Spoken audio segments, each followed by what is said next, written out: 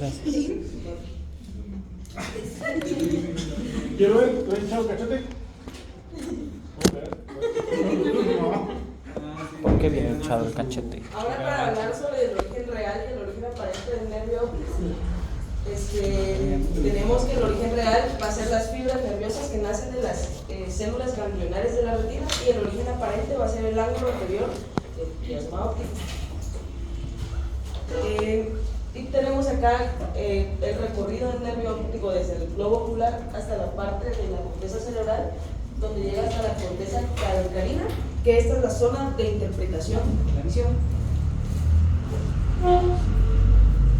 Ahora vamos a hablar sobre el trayecto, la dirección y las relaciones del nervio óptico.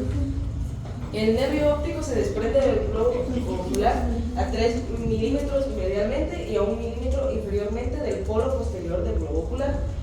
Desde este punto se dirige posterior y medialmente y va a atravesar sucesivamente la órbita y el conducto óptico. Después va a penetrar en la cavidad craneal y termina en el ángulo anterolateral correspondiente a lo que es el quiasma óptico. En palabras sencillas, el trayecto va a ser: primero, sale del globo ocular; segundo, recorre la órbita; tercero, pasa por el conducto óptico; cuarto, entra a la cavidad craneal; y como quinto paso, llega al quiasma óptico. Y a partir del quiasma óptico, la información visual va a continuar por la cintura óptica hacia el cuerpo geniculado lateral, en donde finalmente va a llegar a la corteza visual del cerebro. Disculpa, ¿podría regresar al origen aparente, por favor? Gracias. ¿Me avisas cuando? Ya, gracias. Ahora sobre sus relaciones, el nervio óptico se va a relacionar con el cuerpo adiposo de la órbita, ya que este lo va a proteger.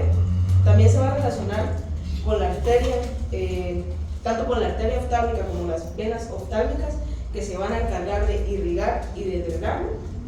Además se va a encontrar cerca de los nervios nasociliar, oculomotor y abducens, que van a participar en el movimiento del ojo. Y en su cara lateral vamos a encontrar que se encuentra relacionado con el ganglio ciliar, y también se va a relacionar con los vasos y nervios ciliares, que van a inervar estructuras del ojo. ¿Ya? Para continuar con el trayecto, primero a partir del globo ocular se va a dirigir hacia atrás, arriba y medial. Como segundo va a penetrar y recorrer el conducto óptico.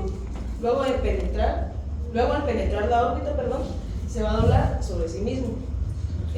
Después va a entrar en el cráneo y termina en el ángulo anterolateral del quiasma óptico. Y por último, en su trayecto infraorbitario va a contener los vasos centrales de la retina.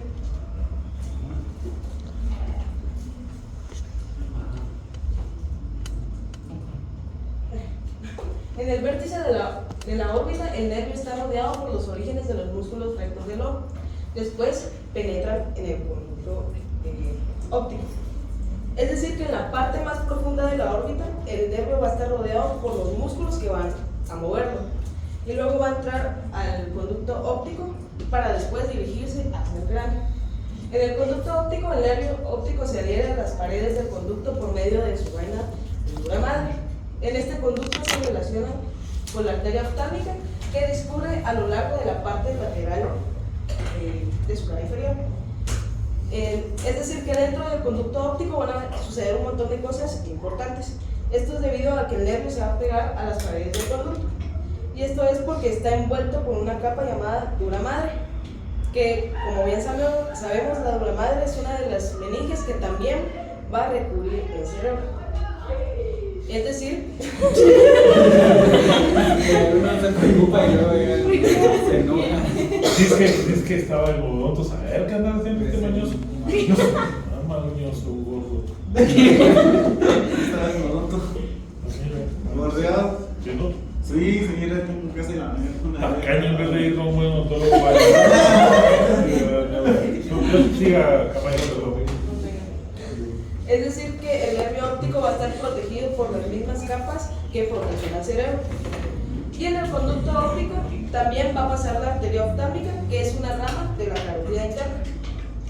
Esta arteria va por la parte lateral e inferior del nervio y es la principal arteria que va a llevar sangre hacia el ojo.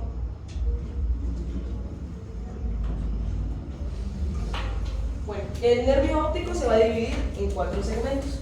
Ahorita les voy a hablar sobre el segmento intraocular y el segmento intraorbitario. En el segmento intraocular es donde nace la retina. A partir del globo ocular se va a dirigir hacia atrás, arriba y mediante. También tenemos el segmento intraorbitario, que se encuentra dentro de la órbita y está rodeado por los músculos rectos del ojo y acompañado por los vasos centrales de la retina. Y se encuentra en el interior del cono muscular de los músculos rectos. Ahora los otros 2 segmentos que tenemos es el segmento intracanalicular y el segmento intracraneal. En el segmento intracanalicular va a viajar junto a la arteria oftálmica, a través del conducto óptico. Y por último, en el segmento intracraneal se va a dirigir hacia el quiasma óptico y se va a relacionar con estructuras importantes como la arteria cerebral anterior y la carótida interna. En la cavidad craneal, el nervio óptico se va a aplanar de poco a poco, de superior a inferior hasta llegar al quiasma óptico. Esta porción intracraneal del nervio óptico de 1 centímetro de longitud se va a relacionar inferiormente con el diafragma de la silla turca, superiormente con la sustancia perforada anterior, la arteria cerebral anterior y la estría olfatoria medial, y lateralmente con el extremo terminal de la arteria carótida interna y el origen de sus ramas terminales. Y la arteria oftálmica se desprende de la carótida interna lateral inferiormente al nervio óptico. Cami, disculpa, ¿cuál es el segundo segmento? Es que hay intraorbital. El segundo es el... Intraocular es el primero. El primero es el intraocular y de ahí el intraorbital. Gracias. ¿Ya? Sí. Gracias. Bueno, aquí tenemos dos imágenes. Que aquí tenemos una vista desde arriba de la base del cráneo, donde aquí el nervio óptico ya salió del conducto óptico y va de camino al quiasma óptico. Por debajo del nervio óptico se relaciona. Aquí creo que se me borró esa parte de la información, entonces si me pudieran apoyar. Ok, bueno, bien, Camila. Entonces ya sabemos, el origen del nervio óptico va a ser dentro del globo ocular, ¿verdad? La retina es la parte sensible del globo ocular. El globo ocular tiene 3 capas. Una capa más externa, que es la esclerótica, la capa blanca de nuestro ojo. Una capa media, que es la uvea o coroides, que es oscura, porque en esa vamos a encontrar arterias y venas, y la retina. La retina no es en su totalidad sensible. Hay una parte de la retina que no es sensible, está en la parte anterior del globo ocular, y hay una frontera entre el área sensible y no sensible de la retina que se llama hora serrata.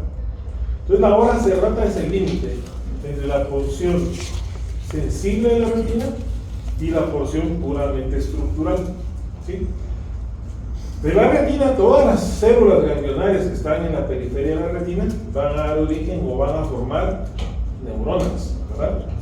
Entonces vamos a ver un poquito más adelante que en cada segmento vamos a tener neuronas diferentes. Vamos a tener 4 neuronas distintas.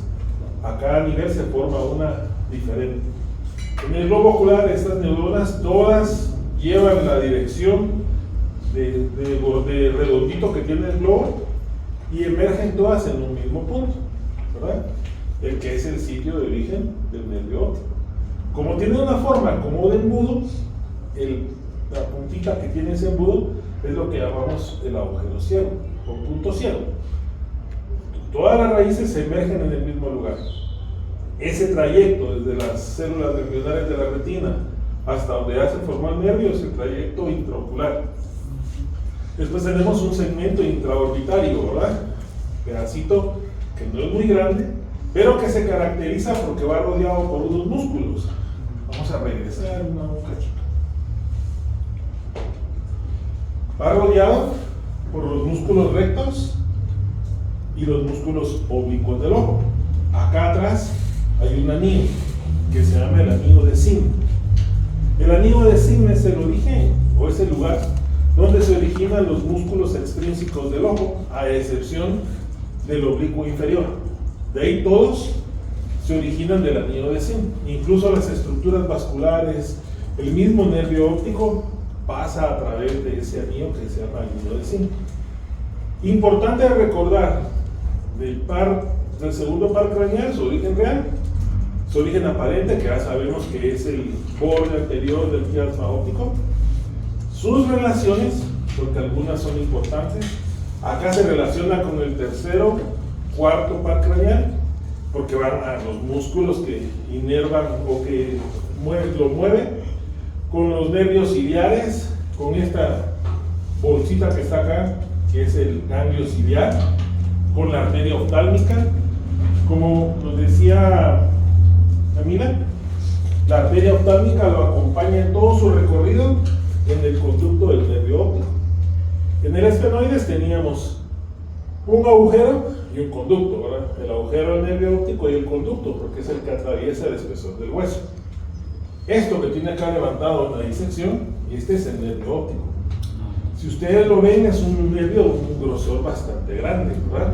A diferencia del nervio olfatorio, que ayer nos platicaba Hamelin, que sus raíces iniciales son amielínicas, o sea, no tienen una cobertura de mielina.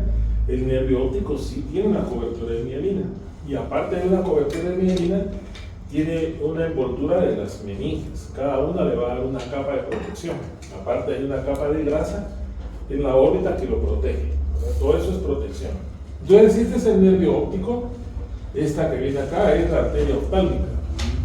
Entonces, ¿esta qué sería? La carótida interna, ¿verdad? La primera rama de la carótida es la oftálmica. En el cuello no da ni una sola rama, se recuerda, ¿verdad?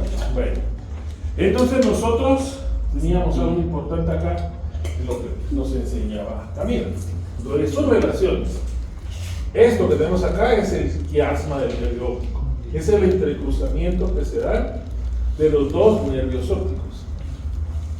Eso se va a dar en este surco, que es el surco del quiasma y que está en la parte anterior de la silla turca. Solo viendo su ubicación, nosotros más o menos podemos tener la idea de sus relaciones. Esto que tenemos acá es la hipófisis. Aquí tenemos a la sustancia perforada anterior. Este es el tracto olfatorio y el trígono. Y entonces las dos que vienen hacia acá son las estrías del nervio olfatorio. Entonces acá tienen relaciones importantes. Hipófisis, tracto del nervio olfatorio, sustancia perforada anterior. Hacia atrás teníamos otra estructura que se llamaba, ¿se acuerdan que tenía como límites los tractos que venían del quiasma? El tuber cinerum, que era un espacio, un área, ¿verdad? Donde encontrábamos al infundíbulo, donde se desprende la hipófisis. ¿Qué más va a tener de relaciones hacia los lados? A una estructura venosa que se llama el seno cavernoso. El seno cavernoso es un conjunto de venas que están a los lados de la silla turca. Son las únicas venas que en su interior llevan una arteria. Porque nunca vamos a ver que dentro de venas viaje una arteria, ¿verdad? O que en el interior de una vena vaya una arteria.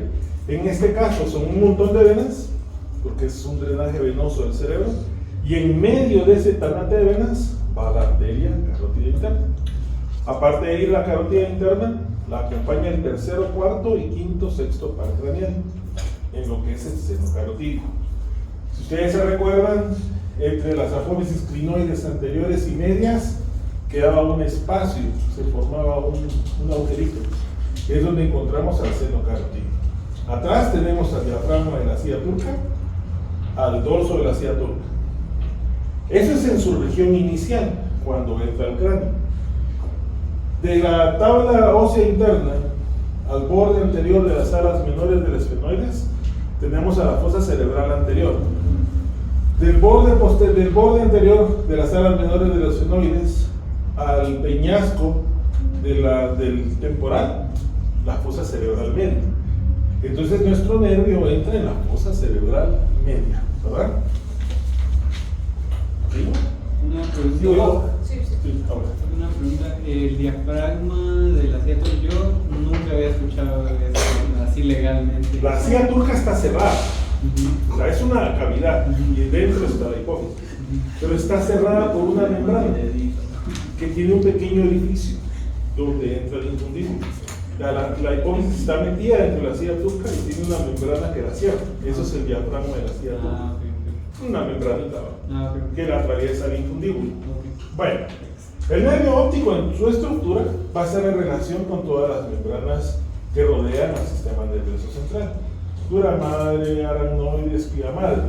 Entonces, en la imagen que tenemos ahí, que es la que nos vamos a basar, podemos ver que en el centro viaja el nervio, ¿verdad? El nervio óptico, que lo vemos en color anaranjado, está rodeado por una segunda capa, que va a ser una capa que se origina del aracnoides. Entonces, entre el nervio y el aracnoides hay un espacio. Se va a llamar espacio subaracnoideo, porque está por debajo del aracnoides. Después tenemos otra capa más externa, que va a ser, o un espacio más externo, que va a ser el espacio subdural. Está entre el aracnoides y la dura madre, ¿sí? Y la pía madre es la que está más interna y más pegada al nervio. Entonces nuestra primera cobertura es pía madre, después tenemos aracnoides y de último dura madre. Aparte de todo esto que lo rodea, tiene grasa, tiene vasos que lo envuelven. Porque como pasa a través de una estructura sólida, pues es muy fácil que se pudiera lastimar, ¿verdad? Entonces por eso la protección que él tiene es bastante amplia. A diferencia del nervio olfatorio que veíamos ayer, que la pía madre sí cubría los primeros ramos nerviosos antes de atravesar la lámina cribosa, la otra se pegaba a los agujeros de la lámina cribosa, de las aracnoides, y la dura madre le hacía como un sanguchito. Una se pega al periósteo, iba el nervio y encima había otra capa que lo protegía, porque no es un nervio que esté mielinizado. Este es un poquito diferente porque sí tiene una cobertura de mielina. Entonces el nervio óptico tiene un trayecto importante para que nosotros podamos comprender sus relaciones. Cuando nosotros vemos al globo ocular, sabemos que tenemos dos campos visuales, un campo visual interno, un campo visual externo. Los dos campos visuales internos, representados en el lado derecho por una línea roja y una línea azul, cuando se entrecruzan en el quiasma, sí entrecruzan sus fibras. O sea, lo que nosotros vemos con la parte interna de nuestro ojo, se entrecruza en el quiasma y es interpretado por el hemisferio cerebral contralateral. Entonces, si en nuestro campo visual interno del ojo derecho, lo interpreta el hemisferio cerebral izquierdo. Al contrario del campo visual externo. El campo visual externo, lo que nosotros vemos con los campos visuales, llegan al quiasma y se mantienen de su mismo lado. A lo que nosotros vemos con la parte externa de nuestro ojo, se va a ver en el hemisferio cerebral del mismo lado, en el hemisferio ipsilateral, ¿verdad? Eso es bien importante. ¿Por qué? Porque si nosotros tenemos una lesión, eso nos puede ayudar a sospechar de dónde es la posible lesión. Si nuestra lesión está, si nosotros aquí vemos de este lado bien, pero hacia el centro, hacia donde está el lado que mira oscuro, el que está malo es mi campo visual externo. El interno me sirve para ver allá, el externo me sirve para ver aquí. Y si mi campo visual externo derecho está malo, ¿qué tengo que buscar? Una lesión en el hemisferio cerebral derecho del mismo lado. Si es el interno, lo busco en el hemisferio contrario. Entonces nos sirve solo como una guía, como para sospechar en dónde pudo haber estado esa lesión. Entonces el quiasma va a ser la unión de esos tractos nerviosos que vienen del globo ocular. Va a tener dos ángulos, un anterior y un posterior. El anterior es el origen aparente, ¿verdad? El origen aparente. Después como vamos a ver, de que se forma el quiasma, vamos a formar otros tractos nerviosos. Hacia atrás vamos a formar a los tractos del nervio óptico. Entonces, del quiasma a los cuerpos geniculados laterales se van a llamar tractos. ¿Sí? El tracto del nervio óptico va del quiasma a los cuerpos geniculados. Si ustedes se recuerdan, los cuerpos geniculados son vías de relevo de visión y audición, ¿verdad? Entonces, nervio óptico, quiasma, del quiasma a los cuerpos geniculados, tracto. Y de los cuerpos geniculados hacia la corteza cerebral, hacia el lóbulo occipital, vamos a tener radiaciones ópticas.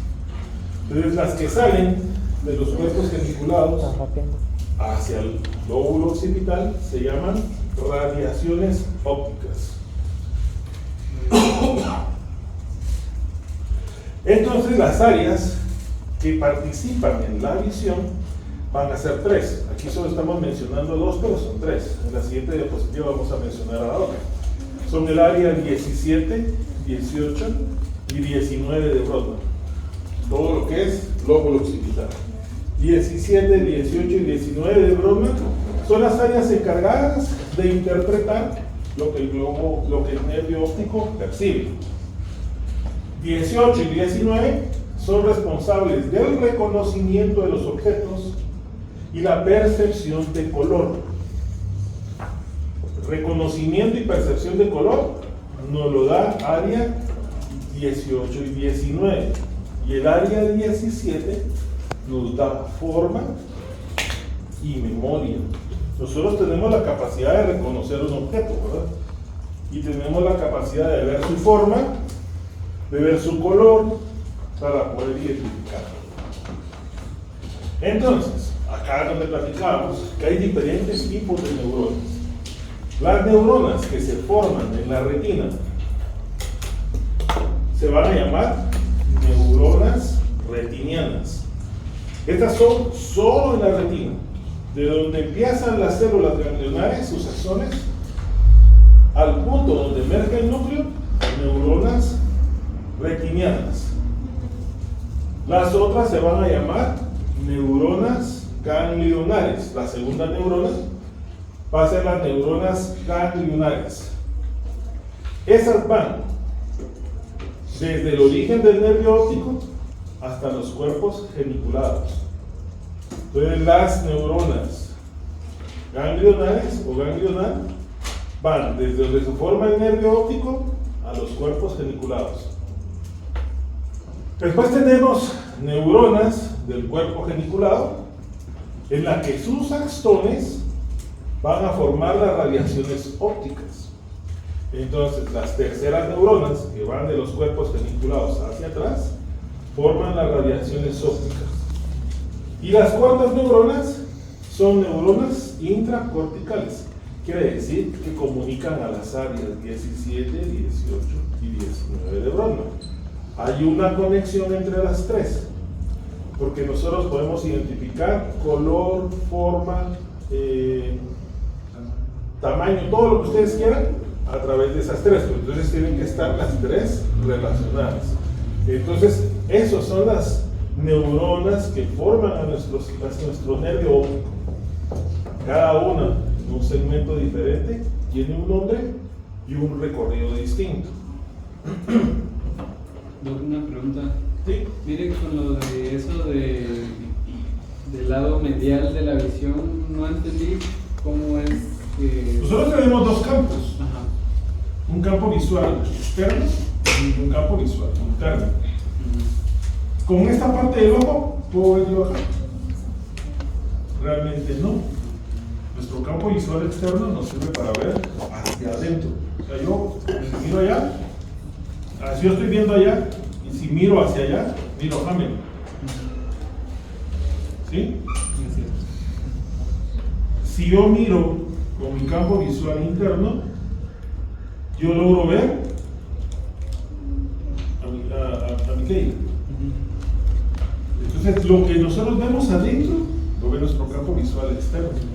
Y lo que vemos afuera, lo ve nuestro campo visual interno, porque es el que Entra, sí. es el que se mueve aquí. Entonces nosotros vamos a ver de aquí para allá con un campo visual interno. El externo casi no me da chance de ver, ¿sí? Es como más. Es como que más cerradito, ¿va? Bueno, entonces, las áreas corticales, las zonas, las áreas de Goldman, 17, 18 y 19, son las áreas de asociación. Son áreas unidas por neuronas que van a transmitir o nos van a interpretar las señales que nuestro nervio transmite.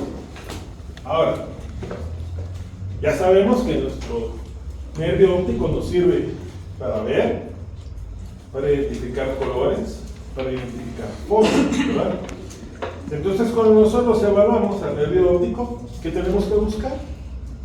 Que identifiquemos colores, que identifiquemos formas y agudeza visual, ¿sí? Bueno, compañeros, para seguir con mi explicación, vamos a hablar sobre la agudeza visual, que esta es definida como la capacidad que tiene la retina para definir y diferenciar los estímulos que recibe. Esto se va a medir a través de las cartas de Snellen, que justamente es esta que está acá, y se va a expresar como una fracción, donde 20-20, es decir, 6 de 6, significa que la persona tiene una visión normal. Por ejemplo, si tenemos una fracción de 20-40, significa que la persona va a ver a 20 pies lo que una persona normal ve a 40 pies. Y por ejemplo, si tenemos 20-200, significa que nuestro paciente va a tener una visión muy reducida. Y esto es criterio de ceguera legal en muchos países. Entre los factores que pueden afectar la agudeza visual, tenemos los factores de refracción, que más adelante nos lo va a explicar el doctor Tito. Las enfermedades oculares. Las enfermedades oculares como las cataratas, el glaucoma o la degeneración macular, los problemas en la retina o el nervio óptico y la iluminación y el contraste.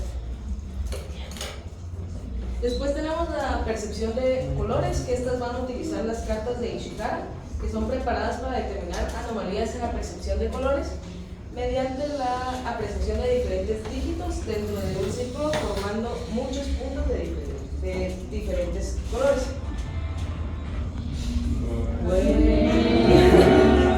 Mi jueguito se quedó abierto para gastar mi batería. La base fisiológica detrás de esto es que se va a producir gracias a los conos de la retina, que recordemos que los conos son los que nos permiten ver a color. Y estos van a ser de tres tipos. Tenemos los conos L, que son los sensibles al rojo, los conos M, que son sensibles al verde, y los conos S, que son sensibles al color azul. Y el cerebro va a combinar la información de estos tres tipos de conos para generar toda la gama de colores. Esto ocurre principalmente en la fobia, que es la zona central de la retina, ya que aquí es donde hay una mayor concentración de conos.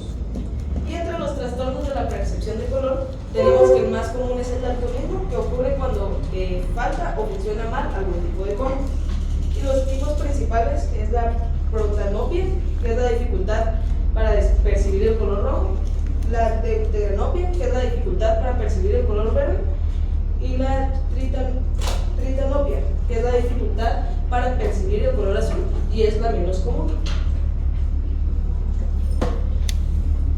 Ahora hablando sobre signos patológicos, vamos a tener defectos de los campos visuales, en donde vamos a hablar sobre la hemianopsia, que es la ceguera en la mitad de uno o de ambos campos visuales. También tenemos la cuadrinopsia, que es la ceguera en un cuadrante de los campos visuales. Y los escotomas o las áreas ciegas o lagunas, que se van a encontrar dentro de los campos visuales. Normalmente esos escotomas o áreas ciegas se dan en personas ya mayores, ¿verdad? O que tienen padecimientos como hipertensión arterial. Pero se ha demostrado, se ha visto que las personas que consumen niveles muy bajos de carotenos, que están en la zanahoria, en el chile pimiento, colores fuertes, tienen un mayor riesgo de padecer de escotomas. Entonces, a comer como conejos, ¿verdad? Para poder evitar. ¿Qué hubo? Bueno, entonces tenemos anomalías de percepción, que les dio colores, de dificultad para ver, si está 20-20, pues está muy mal, 40-20 está medio choco, 120 está bien chococuás, y ya más, puro chocobanano, ¿verdad? Pero también hay anomalías, que pueden ser anomalías de la retina o anomalías de la córnea. Si la retina se vuelve sólida, si se vuelve rígida, la capacidad que tiene de percibir va a cambiar. Dentro de las anomalías que nosotros más frecuentemente vemos, que son las que siempre nos mencionan los oftalmólogos, va a ser la miopía, el astigmatismo o la hipermetropía.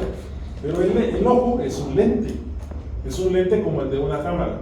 Ustedes ya no conocieron las cámaras de antes, ya las conocieron digitales y en el teléfono, pero antes una cámara tenía un lente, un espacio, con un diafragma que uno lo abría o lo cerraba para que la foto saliera más bonita o cambiar la intensidad de luz, y la luz que se reflejaba en el fondo se reflejaba invertida, ¿no? De cabeza.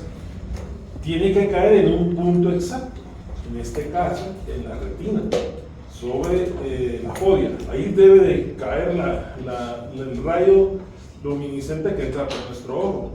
En el caso nuestro, la pupila funciona como un diafragma, se abre y se cierra dependiendo de la intensidad de luz.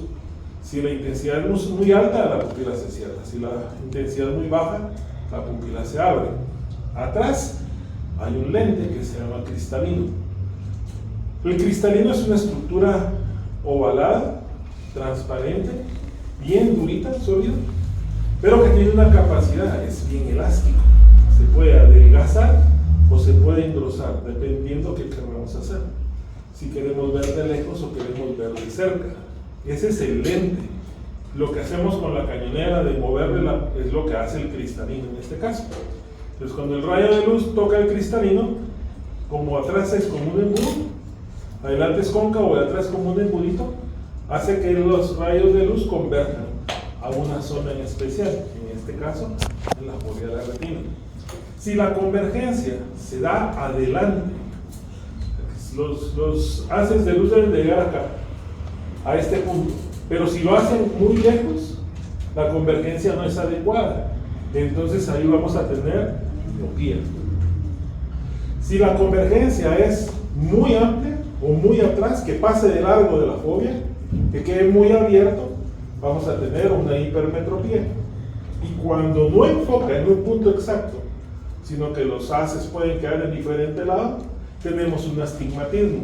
Entonces el astigmatismo es un problema de centrar la imagen.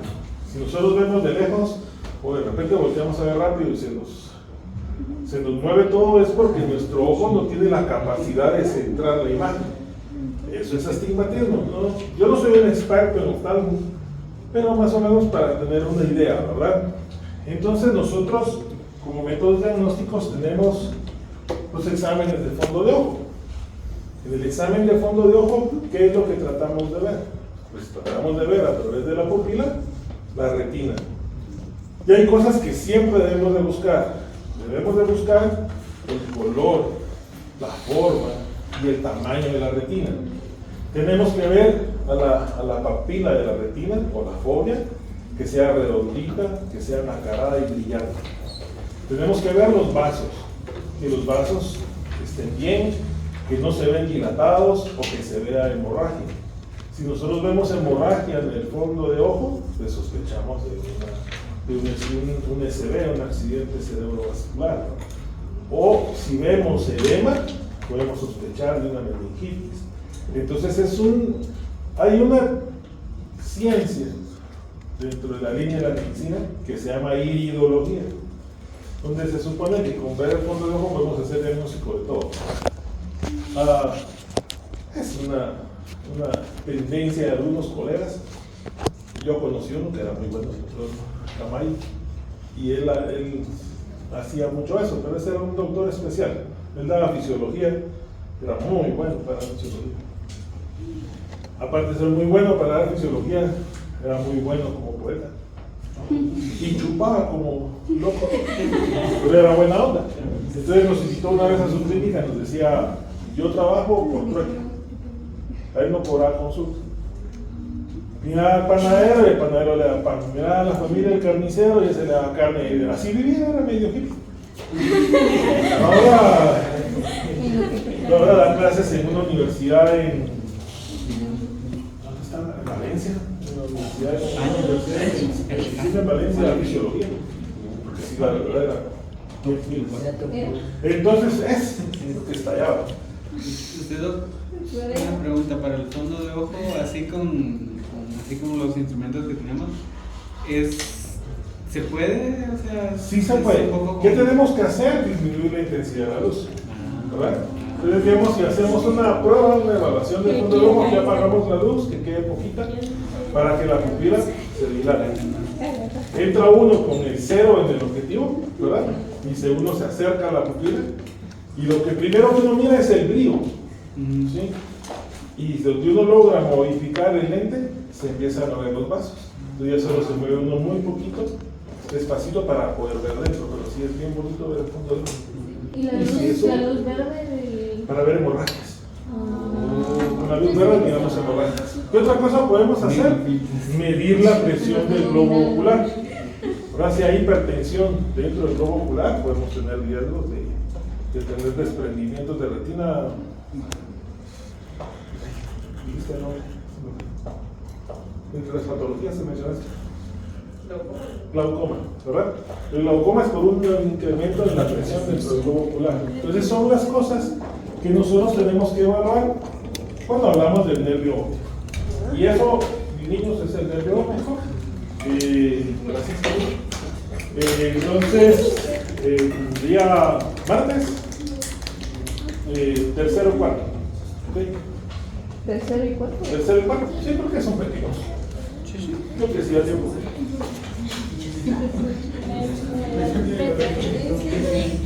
Nosotros ya vimos la biología y eso es relevante. ¿Cuál? Eso es relevante, la biología y la climatología. Eso ya lo vimos. ¿La evaluación? Eso ya lo vimos. no tiene... Saluda el video de YouTube. Saluda. Saluda. Hola. Fíjate que ahí no.